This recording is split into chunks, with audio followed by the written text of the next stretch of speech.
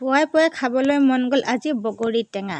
সেয়েহে বেলেগৰ গছৰ পৰা গৈ পাৰি আনি এয়া বগৰী খাবলৈ বুলি লৈছোঁ। আৰু পানীৰে ভালকৈ ধুই ল'ব লাগিব নহয় জানো। টেঙা মানে আজি খাইহে এৰিম, তাকো ৰাতিপুৱাই। ভাত সাজ ভালকৈ খোৱাই নাই, অলপমান কেইটামান খাই পিনি ভাত কেইটামান বোলো খাই পিনি তাৰপিছত বগৰী খাম। আৰু আনিলোঁ নিমখ জলকীয়া আৰু খুন্দনা লাগিব নহয় জানো। খুন্দনাৰ সৈতে পিচি খাম বুলি ভাবিলোঁ মানে। সেয়ে খুন্দনা এটা লৈ বাহিৰলৈ ওলাই আহিলোঁ। ভিতৰত টেঙা খালে একদম ভাল নালাগে।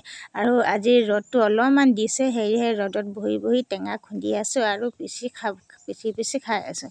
আৰু এইফালে টেঙা মোৰ পিচা হৈ গ'ল, পিচি আছোঁ, খাই আছোঁ। আৰু এতিয়া খাই বৈ আজৰি হৈ পিনি এফালে যাবলৈ বুলি ওলাইছোঁ।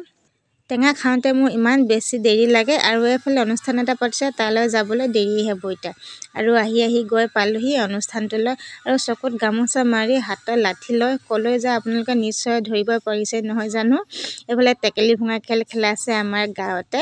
আৰু টেকেলি ভঙা খেলত মই প্ৰতিযোগিতা হিচাপে আগভাগ ল'লোঁ আৰু দুখোজমান বেছিকৈ গ'লোঁ, দেখিছেনে বাৰু।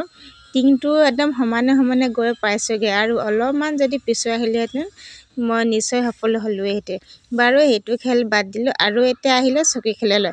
চকী খেলত আছে আমি প্ৰতিযোগী 20-25 জনীমান হ'ব, তাৰে ভিতৰত ময়ো এগৰাকী। আৰু এই খেলটো যে খেলি ইমান ভাল লাগিলে আৰু মই যে প্ৰতিযোগিতাত জয়ী হ'ম বুলি ভবাই নাছিলোঁ। এইফালে শুনকচোন কি কৰিছে, মোৰ নামটো এতিয়া এলাচ কৰিব, শুনিবচোন দেই। দ্বিতীয় পুৰস্কাৰ লাভ কৰিছে বিতুমণি সোণোৱাল। আৰু যেতিয়া পুৰস্কাৰ অনাৰ সময়ত মোৰ নামটো যেতিয়া এনাউন্স কৰে তেতিয়া মনটো যে ইমান ভাল লাগে নহয় জানো।